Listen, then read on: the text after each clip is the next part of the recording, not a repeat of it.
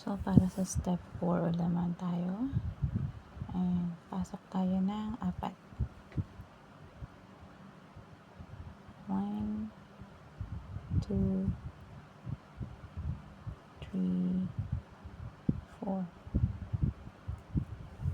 Then, lock.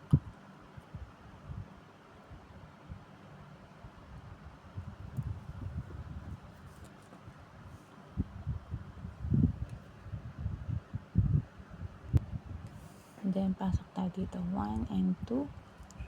Lock tayo ng dalawa. 1 and 2. Taas tayo dyan. And then, may makikita kayo 1, 2, 3 na beads na. So, tatlo na lang yung idadagdag natin.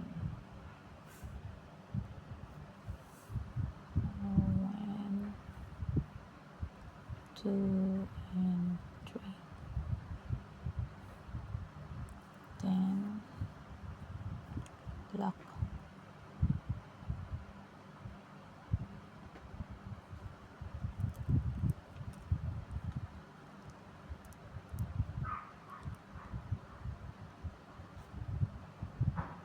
And here, maglalak lang tayo ng isa.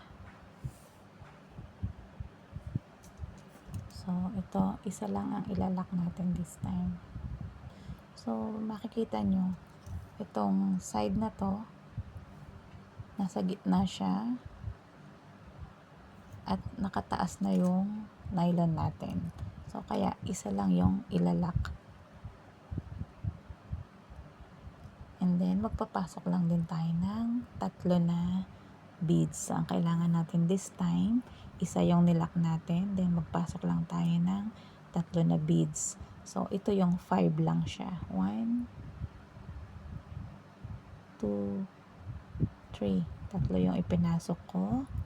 And then, ilalak na natin siya. So, makikita ngayon yung dito sa ano natin is 5 lang yung nasa loob ng nylon natin. Count natin na. Isang yellow. 1, 2, 3, 4, 5. So, 5 lang siya.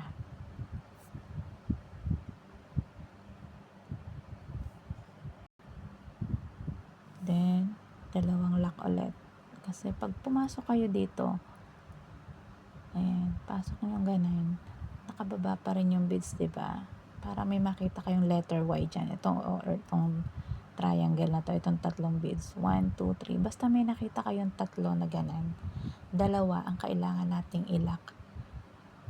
So, here and here. So, yun yung note ha, para hindi kayo malito. So, pasok tayo. 1 and 2. So, meron na ulit tayo na 3 na beads sa loob. 1, 2, 3. So, magpasok ulit tayo ng 3 na colored beads. 1, 2, and 3. And then, lock.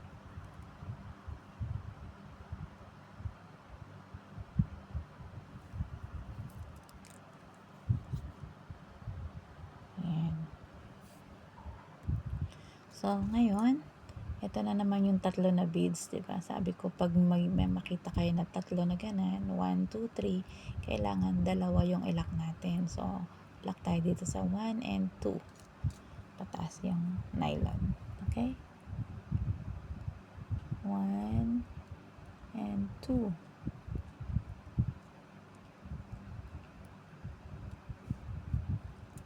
Ayan. Then, pasok ulit tayo ng 3 na beads.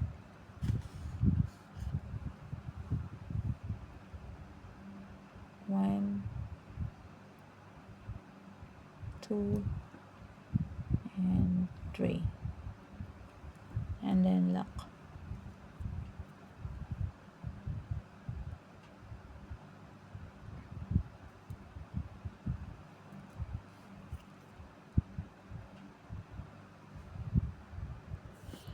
And now, maglalak na lang ulit tayo ng isa. Pasok tayo ng isa dito. Kasi makita nyo, wala siyang triangle, diba? Nasa gitna lang siya. So, yan. And then, magpapasok lang ulit tayo ng tatlo na colored bead. 1, 2, and 3.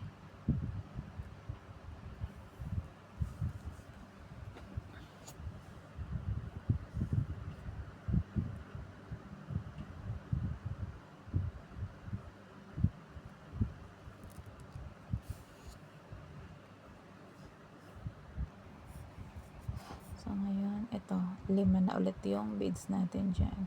So, mapapansin nyo, pag isa yung lock, 5 lang yung laman ng beads natin dito. Unlike dun sa 2 ang lock, 3-6 siya. So, ganun ulit ha. So, gawin natin na ganan.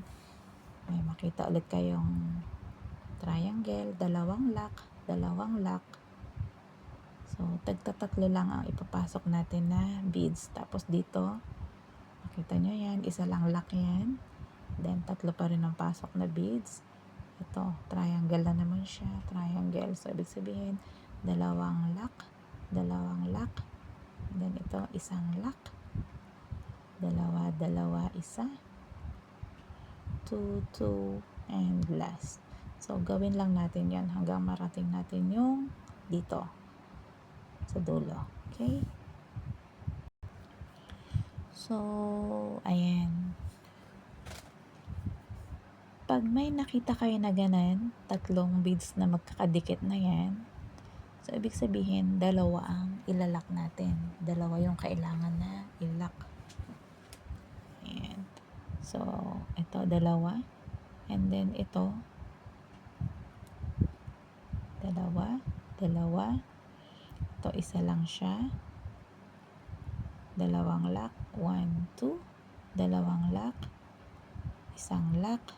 So, paano natin nalalaman kung 2 o isa? So, ayan o. Diba?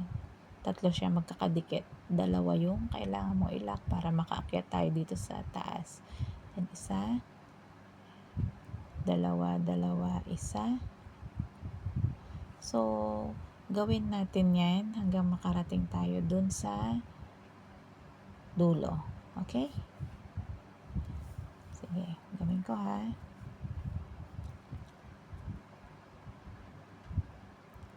1, 2.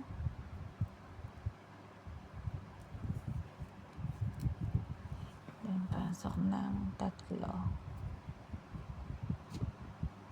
1, 2, and 3. And then, lock.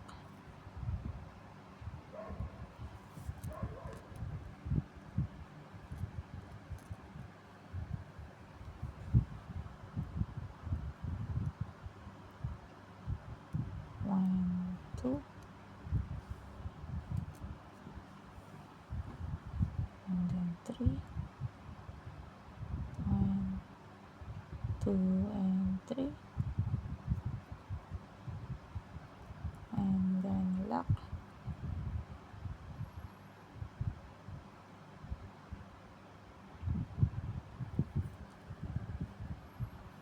And then 1.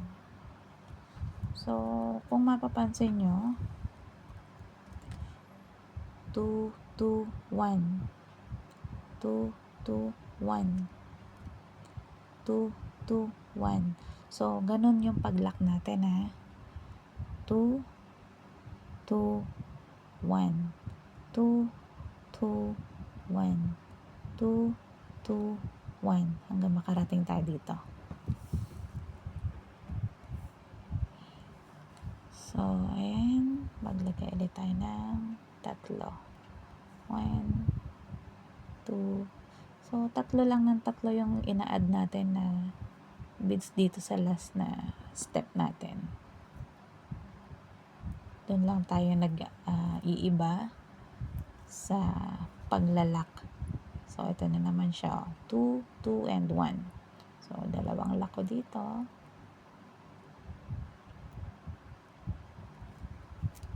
3 ilalagay ko na beads.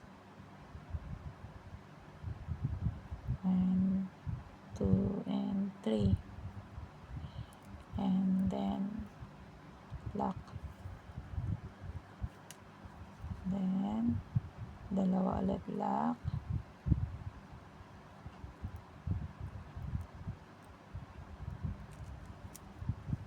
then tatlong beads, 1, 2, and 3,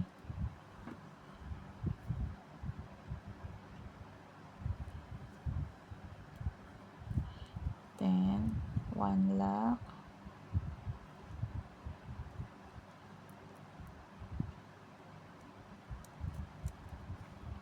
then tatlo na beads, 1, 2, and 3, and then lock.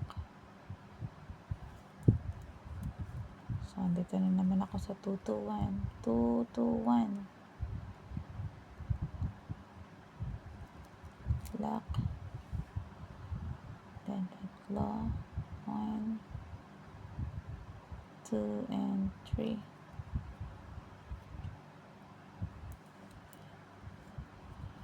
then lock ulit ng dalawa, then pasok ulit ng tatlo, 1, 2, and 3, and then lock ulit, then lock ulit tayo dito ang isa, pasok ulit ng tatlo, 1, 2, and 3, and then lock, then 2, lock ng 2, pasok ulit ng tatlo, 1, 2, and 3, and then lock, and then pasok ulit, lock ulit ng dalawa, 1 and 2, and 1, 2, and 3,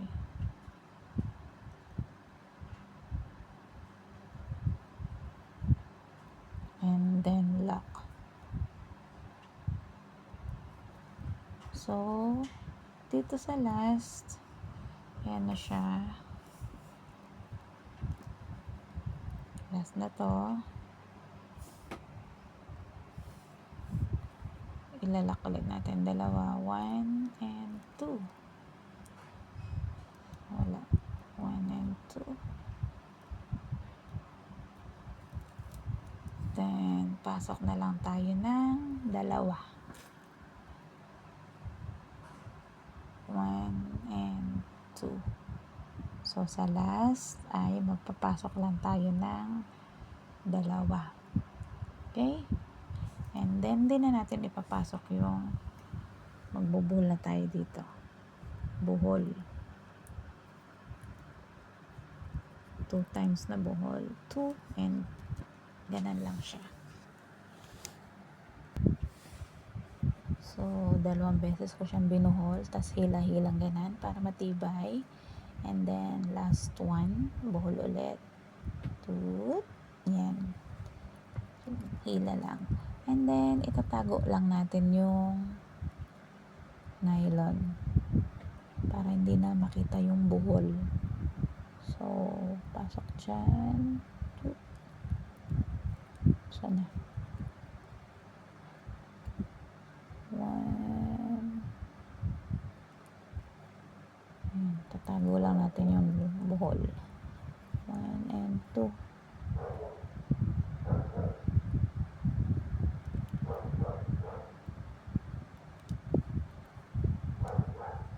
and then hihilahin ko lang siya, diba andyan yung buhol, so hihilahin ko lang yan para hindi na makita yung buhol, yan, wala na siya, and then hayaan nyo na lang muna yung tali na yan dyan, mamaya natin siya puputulin na.